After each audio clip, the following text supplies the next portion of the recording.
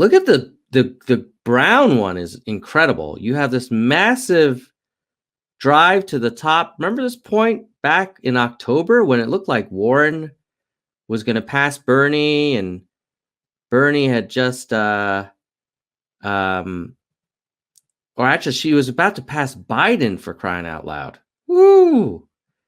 And now we go to today, and you've got the brown is Warren. She's struggling. She's third after Sanders, the blue. Oh, I got to make this big because a lot of people said in previous videos, they're like, hey, man, I'm on my phone. All right. Hopefully that's a little bigger. So where are we today? We have clearly the blue front runner, Sanders, at 29. You know, one thing that's interesting is people say like, oh, it's just because the moderates can't consolidate. Bros, if Sanders has 29 and Warren has 13, and let's say Warren moves aside, he'll be at 42.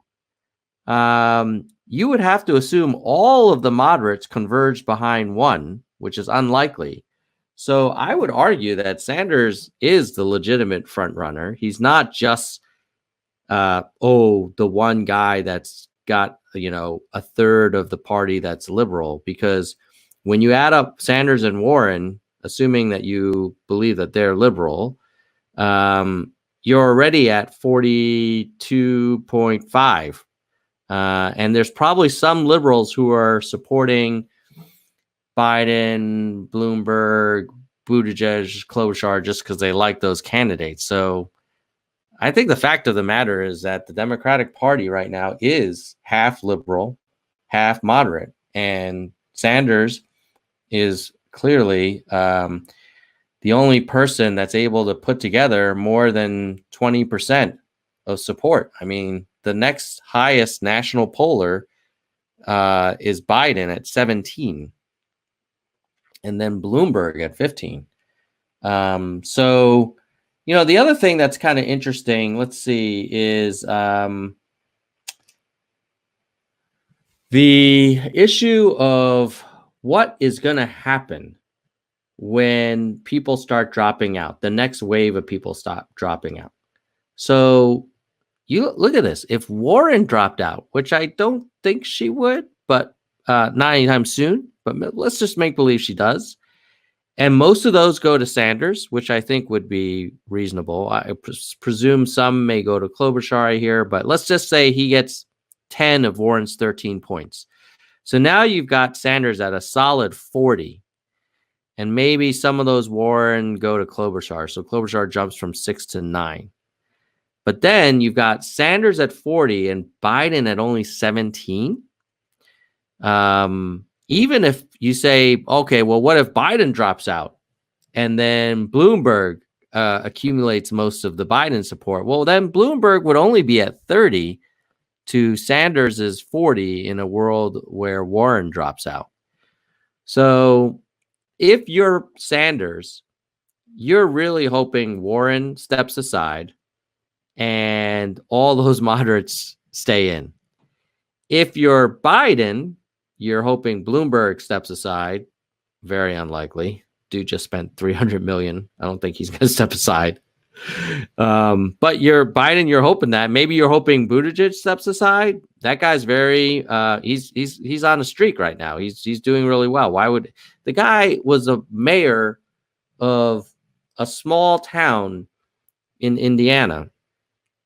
Why in the hell would he step aside now when he's basically the second most popular moderate?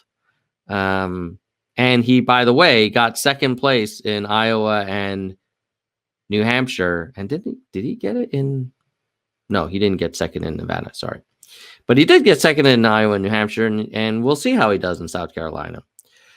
Now, if you're Bloomberg and you're thinking maybe if Biden has an embarrassing time in South Carolina and he drops out, and let's say most of those Bloomberg people, most of those Biden people go to Bloomberg.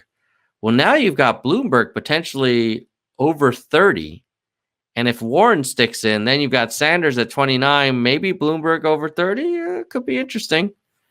I'm not sure what the path for Buttigieg is. For Buttigieg, you'd have to hope Biden leaves, and maybe you pick up more of Biden supporters than Bloomberg does. And that's not unreasonable. Let's say, who knows, maybe Buttigieg picks up 15 of Biden's 17 points. That would be great for him.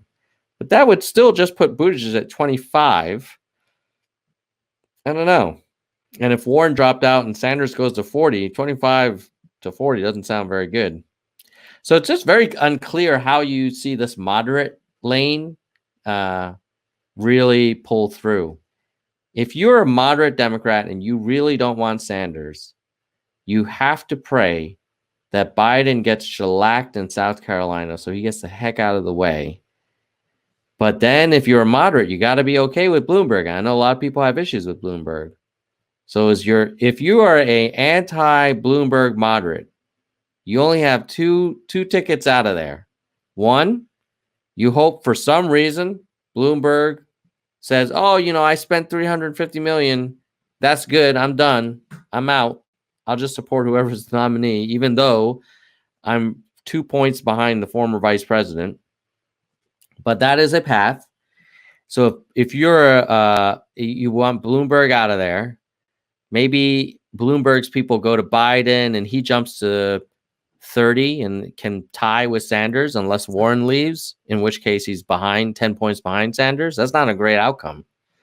So I don't know. I'm not sure what the story is for the moderates. And what's unfortunate is I kind of consider myself a bit of a moderate. So I'm not like all gung ho on radical transformation overnight, but you got to give Bernie credit, man. The guy is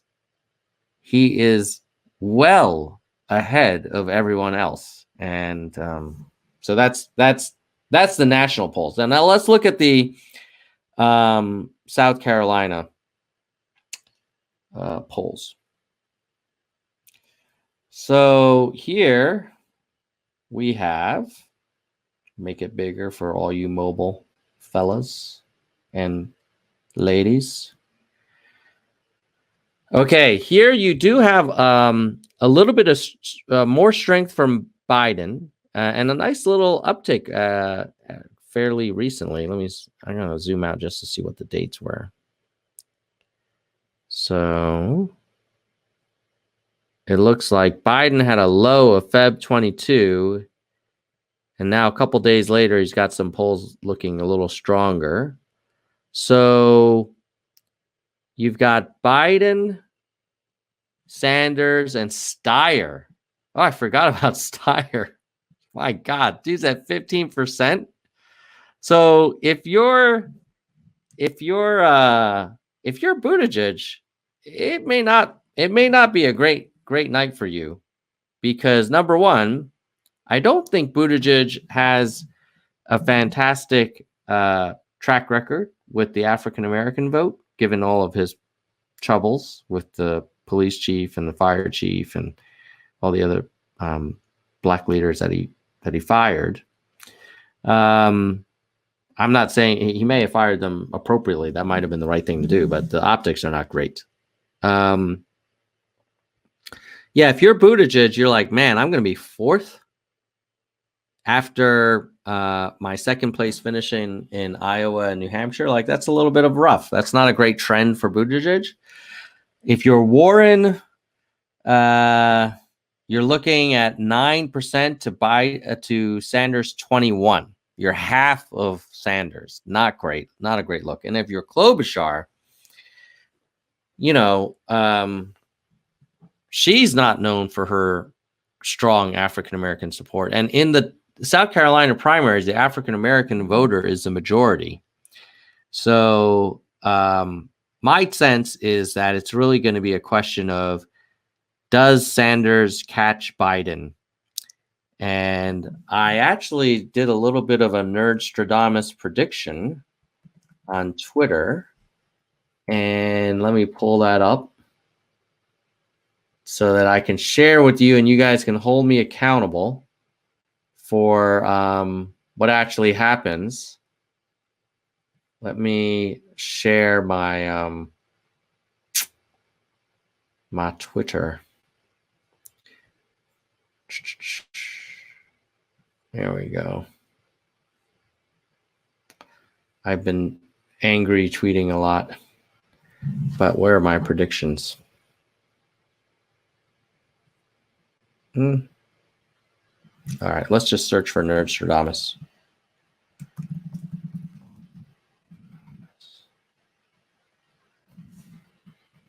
Ah, there was someone with that handle actually.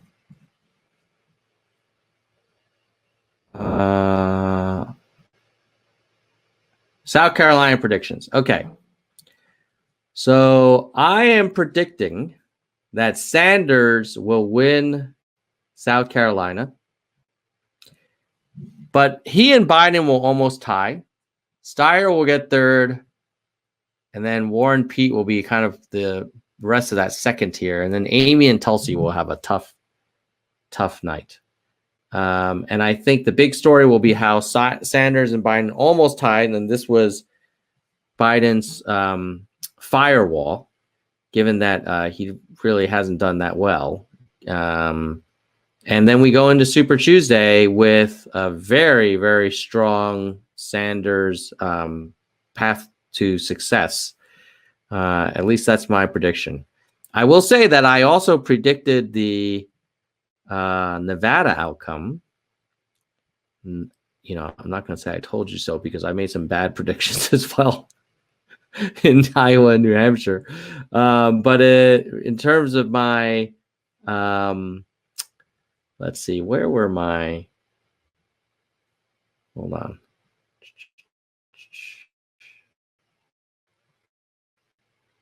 Oh, where is it? Well, oh, no, that's Iowa. I think I predicted Nevada. This was my prediction for Nevada. And as you'll note, this was done on Feb 22nd. Oh, no. Yeah. Feb 22nd. And I was predicting Bernie, Biden, Pete, Elizabeth, Amy, Steyer, Gabbard. And that's pretty much how it went down. So if I do say so myself, because a lot of people were saying that Biden would do way worse than second in Nevada. But anywho, TLDR is if you care about the South Carolina polls, you're likely to see a pretty strong battle between the top two. And specifically, the question on everybody's mind is, can Bernie catch Biden in Biden's home sort of stadium? Everybody's always said that South Carolina was where Biden would just clean house. And certainly in this PPP poll, you got Biden with a very strong lead over Sanders. Biden 36, Sanders 21. Steyer and Buttigieg tied, virtually tied with Warren. Gabbard has a decent showing in this poll. This poll seems to be quite off from the other ones. The other ones have Biden not quite as strong, more in the 20s, and Sanders in the low 20s, and then Steyer in the teens. Steyer, Jesus, unbelievable. So yeah, South Carolina, keep an eye. If Bernie wins South Carolina, he will have won Iowa, New Hampshire, Nevada, and South Carolina. And he will win it by very nice margins, with the exception of South Carolina. So that's that for the polls. Shall we look at betting odds? Let's do that. See who the gamblers are looking for. This is one. Whoa, dude, 52%. I don't think I've ever seen anyone that high. Let's see. Let's look at the chart. Chance of winning. Wow. Look at that. That's Sanders, man. Ooh, the gamblers did not like Bloomy's debate performance at all. Gamblers had Bloomy at 33% chance of winning. Now they dropped his ass to 15. Bloomy's going to need to hire some debate coaches. But then you look at Warren, who at one point the gamblers were giving a 50% chance. Jeez. Where is she? Warren's now, is that possible? She's at 3%? Holy mackerel. Gamblers are done with Warren. They're not very impressed with Biden either. He's only at 6. Gamblers are giving Buttigieg a better chance of getting the nomination than freaking Biden. Wow. So that's one. There's another one predicted. Let's see.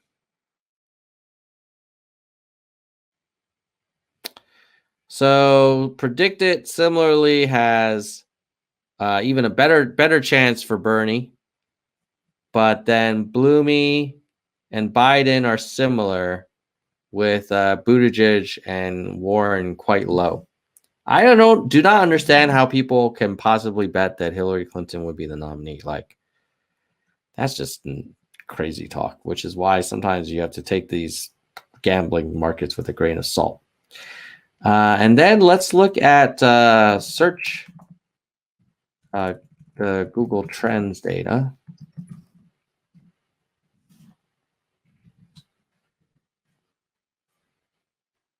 Oh, here's a blast from the past. Check this out, guys. This is like stored in my browser history. This must have been very early days of Nerds for Yang when I would compare Yang to Buttigieg, Beto, and Harris. All right, let's leave Yang in there just for old time's sake. But then let's have, of course, we should have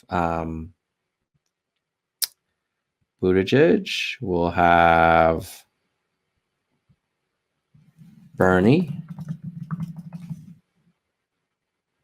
And we'll have Mike. And maybe we'll add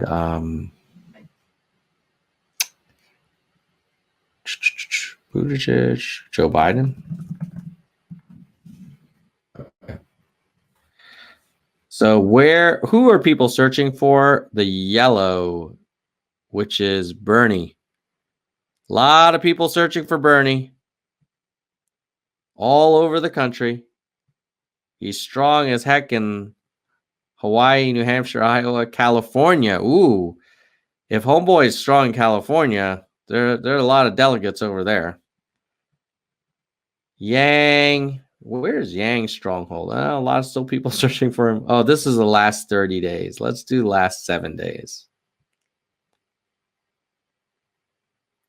If you go by last 7 days, well, still old Bernie. People searching for him 20 times more than they are for Joe Biden, or 10 times more than Joe Biden, and 6 times more than Bloomy. And he's still strong in Hawaii and California. Yang has most interest in California. Interesting. Buttigieg, they're searching for his brother-in-law. Don't know why. What are they searching for Bernie? Hold on. They're searching for 52% and his 60 Minutes interview and the fact that he has a summer home. Bloomy, wow, Greenland. I guess he must have said something about Greenland. Biden, his hecklers. Okay. And then what about YouTube? See YouTube. Whoa, also Bernie. Wow. Dude, this guy is a runaway train. There's no one that's going to catch Bernie. I think Bernie's going to be our nominee.